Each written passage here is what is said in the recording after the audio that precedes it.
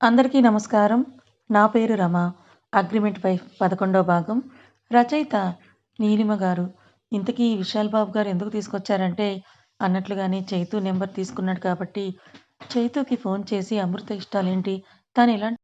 తను ఎలాంటివి చేస్తే ఇష్టపడుతుంది? ఇంకా తినే ఫుడ్ అన్నీ కూడా తెలుసుకుంటాడు. అయితే ఉదయం లేచిన వెంటనే నార్మల్‌గా ఫోన్‌లో ఇన్‌స్టా అప్డేట్స్ అవి చూస్తుంటే ఎవరో ఒకరు పోస్ట్ చేశారు అన్నమాట. ఇలా ఎస్పీ స్వర నీరాజనం జరుగుతోంది చూడండి అని చెప్పి ఆ పోస్ట్ పెట్టారు. సో, ఆ పోస్ట్ చూసి చైతు చెప్పిన దాన్ని బట్టి ఎస్పీ గారి పాటలు ఇష్టంగా వింటుంది కాబట్టి అక్కడికి తీసుకెళ్తే తన హ్యాపీగా ఫీల్ అవుతుంది. అలాగే నిన్నటి నుంచి కూడా తను ఏడుస్తూ అతని గురించే ఆలోచిస్తూ ఉన్న మూడ్‌ని కూడా డైవర్ట్ చేస్తుంది అన్న ఆలోచనతో అప్పటికప్పుడే అతని మేనేజర్‌కి ఫోన్ చేసి 2 టికెట్స్‌ని ఫ్రంట్ సీట్‌లో అతనికి కన్ఫర్మ్ అయ్యేలాగా చేసి కిందకి వచ్చి యాక్టింగ్‌ని స్టార్ట్ చేశాడన్నమాట. సో, వాళ్ళవి ఆల్రెడీ రిజర్వ్డ్ సీట్సే కాబట్టి వాళ్ళ చైర్స్ మీద వాళ్ళ నేమ్స్ ఉంటాయి కాబట్టి అక్కడికి వెళ్ళి ఇద్దరు కూర్చుంటారు చూసేవాళ్ళు ఎవరికైనా సరే. వాళ్ళిద్దరూ భార్యాభర్తల్లాగా కనిపిస్తున్నారన్నమాట. భార్యాభర్తల్లా ఏంటి? వాళ్ళిద్దరూ భార్యాభర్తలే కదా! కాకపోతే ఈ విషయం ఎవరికీ తెలియదు కదా మనకి తప్ప. వీళ్ళు వచ్చిన 5 నిమిషాలకి ప్రోగ్రామ్ స్టార్ట్ అవుతుంది. స్టార్టింగ్‌లో ఎస్పీ గారికి ఎంతో ఇష్టమైన సాంగ్స్ అలాగే మోస్ట్ పాపులర్ సాంగ్ అలాగే పద్మభూషణ్ అవార్డ్ అందుకున్న సాంగ్ 'దేశం అంటే మట్టి కాదు దేశం అంటే మనుషులు' అనే సాంగ్‌తో స్టార్ట్ అవుతుంది. విశాల్ అనుకున్నట్లుగానే స్వచ్ఛంగా నవ్వుతూ, ఎంతో ఇష్టంగా ఎప్పుడూ ఫోన్‌లోనే పాటలు పెట్టుకొని వినే తను ఈరోజు కళ్ళ ఎదురుగా కనిపించేసరికి చాలా సంతోషంగా ఫీలవుతూ అసలు తన చూపుని ఇంకొక వైపు కూడా తిప్పలేను అన్నట్లుగా తన కళ్ళని స్టేజ్ మీదే వదిలేసి క్లాప్స్ కొడుతూ ఎంజాయ్ చేస్తూ ఉంది అమృత. ఆ సాంగ్ తర్వాత నాలో ఉన్న ప్రేమ స్వాతిలో ముత్యమంతా బల్పం పట్టి భామ వల్లో ఆంటీ కూతురా ఇలా వరుసగా కూడా అతని సాంగ్స్ అన్నీ లైవ్ సింగింగ్ అవుతూ ఉంటే 3 గంటల పాటు లోకాన్నే మర్చిపోయి ఎంజాయ్ చేస్తుంది అమృత. కానీ విశాల్ మాత్రం లోకాన్ని మర్చిపోయి తన భార్య ఆనందాన్ని చూస్తూ ఎంజాయ్ చేస్తుంటాడు. ప్రోగ్రామ్ మొత్తం ముగిసిన తర్వాత యాంకర్ ఇలా చెప్తుంది. ఇప్పటికి వరకు మీ అందరికీ ఎంతో ఇష్టమైన ఎస్పి బాలసుబ్రహ్మణ్యం గారే స్వయంగా పాడిన ఆయన పాటల్ని ఆయన నోటి వెంటే విని ఆనందించారు కదా! అలాగే ఇప్పుడు ఆయన ఫ్యాన్స్ కొంతమంది ఇక్కడ ఉండే ఉంటారు కదా! వాళ్ళు చాలా ఇష్టంగా ఆయన పాటల్ని వింటూ, పాడుతూ ఉంటారు. అలాంటి వాళ్ళు ఎవరైనా స్టేజ్ మీదకి వచ్చి పాట పాడొచ్చు. ప్లీజ్ కమాన్ అని అంటుంది గట్టిగా. స్టార్టింగ్‌లో అందరూ సైలెంట్‌గా ఉండిపోయినా, ఆ తర్వాత ఎస్పీ గారు ఎదురుగా ఏదో తమకు తెలిసినంతలో పాడుదామని అనుకుని, ఒక్కొక్కరుగా వచ్చి వాళ్ళకి నచ్చిన పాటని పాడుతూ ఉంటారు. అలా కొంతమంది అయ్యాక, ఇంకా ఎవరైనా పాడతారా అని ఆ యాంకర్ అడిగితే, తను పాడుతుంది అని అంటాడు విశాల్ లేచి నుంచొని. విశాల్ అలా లేచి నుంచుంటే అతను వెళ్ళి పాడతాడేమో అని అనుకుంటున్న అమృత తన పేరే చెప్పేసరికి బిత్తరపోయి మరి చూస్తుంది. ఇప్పుడు వెళ్ళి నేను పాడాలా అన్నట్టుగా. Wow! Super! Come on ma'am please come on to the dais అని అంటుంది ఆ యాంకర్ అమృతని పిలుస్తూ. అదేంటి విశాల్ గారు అలా చెప్పేశారు నాకు రాదు అని అంటుంది అమృత చిన్నగా విశాల్‌కి మాత్రమే వినిపించేలా. నాకు ఐషు చెప్పింది. మీరు సాంగ్స్ చాలా బాగా పాడతారంట కదా! ప్లీజ్ వెళ్ళండి. మళ్ళీ ఇంతమందిలో మీరు ఇక్కడే ఆగిపోతే బావుండదు అని తను ఇంకేమీ మాట్లాడకుండా తనని లాక్ చేసి పైకి వెళ్ళమని చెప్తాడు. ఇంకేమంటుంది? అంతమందిలో తను నో చెప్తే బావుండదు అని నెమ్మదిగా నడుచుకుంటూ స్టేజ్ మీదకు వెళ్తుంది. అక్కడే ఒకవైపు చైర్‌లో కూర్చొని ఉన్న ఎస్పీ గారికి నమస్కారం చేస్తుంది.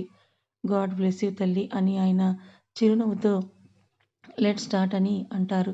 అందరి వైపు కూడా ఒకసారి చూసి కళ్ళు మూసుకొని గట్టిగా ఊపిరి పీల్చుకొని వదిలి సాంగ్‌ని స్టార్ట్ చేస్తుంది అమృత. బాలు గారు ఇంకా చిత్ర గారు కలిసి పాడిన సాంగ్ శుభలేఖ రాసుకున్న ఎదలో ఎప్పుడు అది నీకు పంపుకున్న అప్పుడే కలలో పుష్యమి పువ్వుల పూల జల్లి వెన్నెల ముగ్గులలో అనే సాంగ్‌ని ఒక ఫీల్‌తో పాడుతుంది. అప్పటి వరకు ఉన్న బెరుకు, స్టేజ్ ఫియర్ మొత్తం కూడా పోయి సాంగ్‌లో లీనమైపోయి వాళ్ళిద్దరూ ఎలా పాడారో అలానే ఆమె స్టార్ట్ చేసేసరికి బాలు గారు కూడా వచ్చి ఆయన వంతు లిరిక్స్ ఆయన అందుకుంటారు. మొత్తం అయ్యాక అందరూ గట్టిగా క్లాప్స్ కొట్టేసరికి కళ్ళు తెరుస్తుంది నెమ్మదిగా. అప్పటి వరకు తెలియలేదు కానీ అప్పుడు తెలుస్తుంది తనకి ఆమె బాలు గారితో కలిసి పాట పాడింది అని. తన మనసుకి చాలా సంతోషంగా అనిపించింది. అందులోనూ అక్కడ ఉన్న ఆడియన్స్ అందరూ కూడా చేసిన కరతాళ ధ్వనులు బట్టి తను ఎంత బాగా పాడిందో తెలుస్తూ ఉంటే ఆమె కళ్ళల్లో చిన్న కన్నీటి పొర. అంతే కాదండీ! మనకు ఎక్కువగా ఆనందం వచ్చినా మన కళ్ళల్లో కన్నీళ్లు వచ్చేస్తాయి. అది సహజ లక్షణం. వండర్‌ఫుల్ తల్లి. చాలా బాగా పాడావు. చిత్ర గారి తర్వాత నువ్వు అలాగే సేమ్ ఆమె క్యారెక్టర్‌ని పుణికిపుచ్చుకున్నట్లుగా ఎంత అందంగా పాడావో. నీకు ఇంట్రెస్ట్ గాని ఉంటే నువ్వు ఇటు సైడ్‌కి రావచ్చు. చాలా బావుంది. ఐ అప్రిషియేట్ యూ తల్లి. చాలా బాగా పాడావని అంటూ బాలు గారు అమృతకి షేక్ హ్యాండ్ ఇస్తుంటే ఆయన వైపు ఆయన ఇస్తున్న చెయ్యి వైపు మార్చి మార్చి ఆశ్చర్యంగా చూస్తూ ఉంటుంది అమృత. వావ్! స్వయంగా బాలు గారే మిమ్మల్ని అప్రిషియేట్ చేశారు అంటే మీ వాయిస్ ఎంత బాగుందో అర్థం చేసుకోండి. అంతేకాకుండా ఆయన మీకు ఆఫర్ కూడా ఇచ్చారు. ఫెంటాస్టిక్ అని అంటుంది ఆ యాంకర్. అప్పుడు స్పృహలోకి వచ్చిన అమృత ఆయన చేతిలో ఉన్న తన చేతిని కలిపి చాలా హ్యాపీగా ఫీల్ అవుతూ thank you sir. Thank you so much. మీలాంటి వాళ్ళు మెచ్చుకున్నారు అంతే చాలు నాకు. అంతేకాదు మీతో పాడే అవకాశం కూడా నాకు దక్కింది. It's a wonderful day in my life అని అంటుంది అమృత చాలా ఆనందంగా. తన ఆనందాన్ని చూస్తూ ఉంటాడు విశాల్. మనసులో మాత్రం ఒకటే ఆలోచన. నీకు ఇంట్రెస్ట్ ఉంటే నువ్వు కూడా ఇటు సైడ్ రావచ్చు. నా హెల్ప్ ఉంటుంది అన్న బాలు గారి మాటే అతని మైండ్‌లో రన్ అవుతూ ఉంటుంది. మరి ఆ ఆలోచన ఎంతవరకు ఉంటుందో చూడాలి.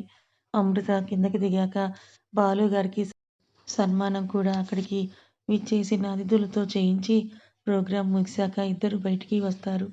థ్యాంక్ యూ విశాల్ గారు. Thank you so much. మీరే కనుక నా పేరు చెప్పకపోతే నేను స్టేజీ పైకి వెళ్ళేదాన్ని కాదు. బాలు గారితో పాడే అవకాశం వచ్చేదే కాదని అంటుంది అమృత. కారులో అతని పక్కన కూర్చొని అతని కళ్ళల్లోకి సూటిగా చూస్తూ వెంటనే ఆమెకి షేక్ హ్యాండ్ అందిస్తూ ది గ్రేట్ బాలు గారితో కలిసి పాట పాడి ఆయన చేత గ్రేట్ అనిపించుకున్న అమృత గారు మీరు కొంచెం మీ విలువైన సమయాన్ని మా కోసం కేటాయిస్తారా అని అడుగుతాడు విశాల్. అయ్యో అలా అనకండి. నేను ఎలా ఉన్నా అమృతనే. అంతేకాని దానికి ముందు దాని తర్వాత వేరే ట్యాగ్లు తగిలించుకొని అవసరం నాకు లేదు. ఈ క్రెడిట్ అంతా కూడా మీకే దక్కుతుంది. ఎందుకంటే మీరేగా నన్నిక్కడికి తీసుకొని వచ్చారు కాబట్టి అని అంటుంది అమృత. No need.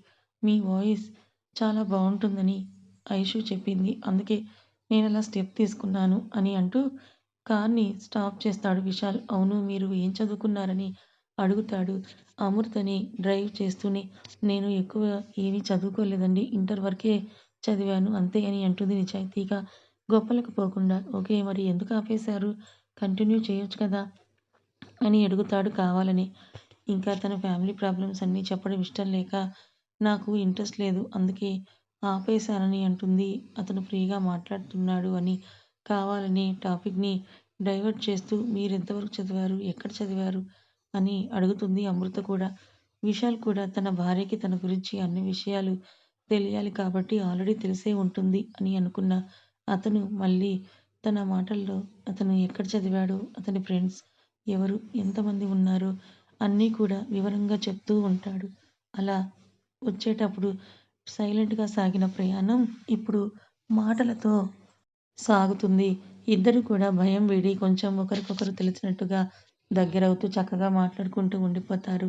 కారు ఆగేసరికి అప్పుడు పక్కకు చూసిన అమృత ఇక్కడికెందుకొచ్చాం మనం అని అడుగుతుంది. అది రెస్టారెంట్ కాబట్టి లంచ్ బయట చేసే వెళ్దాం. కనీసం ఈయన నాకు ట్రీట్ కూడా ఇవ్వలేదు అని మీరు మళ్ళీ అనుకోకూడదు కదా అని నవ్వుతూ అంటాడు విశాల్. అయ్యో! అలా నేనెందుకు అనుకుంటాను అని అమృత నొచ్చుకున్నట్లుగా అంటుంటే don't worry. Don't take serious. Just kidding పదండి అని అంటాడు అతను కార్ దిగుతూ ఇంకేమీ మాట్లాడకుండా అతని వెనకే వెళ్తుంది. అమృత కూడా రెస్టారెంట్‌లో కపుల్స్‌కి వేరుగా ఉండే టేబుల్స్ దగ్గరికి తీసుకొని వెళ్తాడు. అది ఎలా ఉందంటే ఒక టేబుల్ చుట్టూ గ్లాస్ వాల్స్ ఉండి రూమ్‌లో కనిపిస్తుంది అంతే. ఇంకెవరు కూడా వాళ్ళకి కనిపించరు అన్నమాట. వాళ్ళకి ప్రైవసీ కోసం ఇస్తున్నట్లుగా ఉంది. ఇద్దరు చెరొక చైర్‌లో కూర్చుంటారు. బేరర్ వచ్చి what can I do for you sir అని వినయంగా అడిగేసరికి అమృతకి ఇష్టమైన paneer butter masala, fried rice, ఇంకా రోటీ విత్ చిల్లీ చికెన్ ఆర్డర్ ఇస్తాడు విశాల్.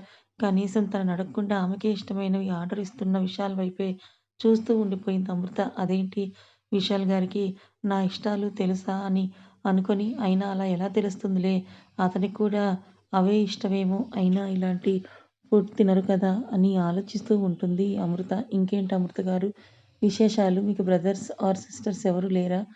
అని అడుగుతాడు విశాల్. తనతో మాటలు కలపడానికి ఒక చెల్లి ఉంది అంతే అని అంటుంది. ఇంకేం మాట్లాడలేక ఓకే అని ఏమైనా మాట్లాడదామన్నా ఆమెకు సంబంధించిన విషయాలు అయితే తను చెప్తుందో చెప్పదో అన్న డౌట్ వచ్చి విశాల్‌కి తెలిసిన విషయాల్ని మాట్లాడదామంటే నీకెలా తెలుసు అని అడుగుతుందేమో అని మళ్ళీ అదొక డౌట్. ఇంకేం మాట్లాడతాడు? అందుకని సైలెంట్‌గా ఆమె రూపాన్ని చూస్తూ ఉండిపోతాడు విశాల్ అంతే. కానీ అమృత మాత్రం చుట్టూ చూస్తూ విశాల్ బిహేవియర్ చాలా కొత్తగా ఉంది అని ఆలోచిస్తోంది. ఎందుకని? ఈలోపే ఫుడ్ ఆర్డర్ వస్తుంది. మీరు వెళ్ళండి అని అడిగితే చెప్పి అమృతని స్వయంగా 2 పీటలు ఎక్కువ వడ్డిస్తుంది. ఒక భర్తకి భార్య కొసరు ప్రేమగా వడ్డిస్తుంటే ఎలా ఉంటుందో నేను సేమ్ అదే సీన్‌ని రివైండ్ చేసుకుంటున్నాడు మన బాబుగారు.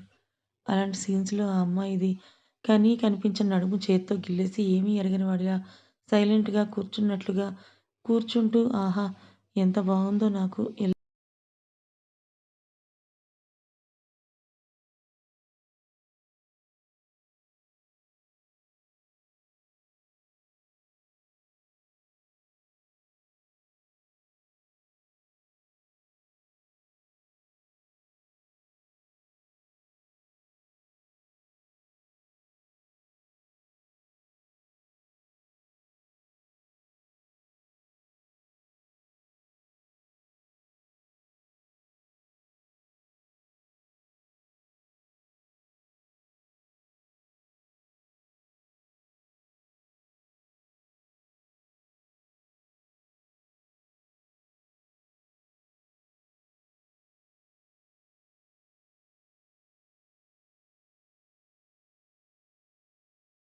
వడ్డించింది. అంతేకాకుండా విశాల్ తను ఏ ఫుడ్ అయితే ముందు తినడానికి చూసిందో అతను కూడా కావాలని ఆ కర్రీని కలిపి తినడానికి పెట్టాడన్నమాట. సో, అందువల్ల అమృతకి డౌట్ రాలేదు కదా!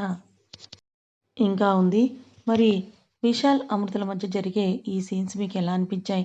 మరి విశాల్‌కి గతం గుర్తొచ్చిందని, తన భార్య అని తెలిసిపోయిందని అమృతకి ఎవరు చెప్తారు?